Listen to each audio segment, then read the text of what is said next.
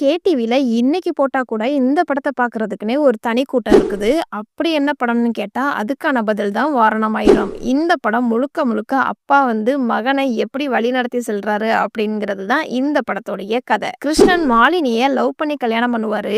அந்த லவ் வயசானாலும் இருக்கும். எல்லாருக்குமே ஃபர்ஸ்ட் லவ் சக்சஸ் ஆகாது. அந்த மாதிரி தான் சூர்யாவுடைய கேரக்டர் ஃபர்ஸ்ட் லவ் சக்சஸ் ஆகாம போயிரும். அதுக்கப்புறம் அவர் என்ன பண்ணி வெளியில வராரு, அப்பா எந்த அளவுக்கு சூர்யாவுக்கு சப்போர்ட் பண்றாருன்னு ஆச்சரியப்படுத்த வைக்கும் இந்த படம். சூர்யா மேக்னா இல்லனா அக்செப்ட் பண்ணிட்டு பிரியாவை லவ் அண்ட் அரேஞ்ச் மேரேஜ் பண்ணிக்கிருவாரு. அப்பா அம்மாவுடைய காதல் கதையை கேட்டு கேட்டு வளர்ற பிள்ளைங்க.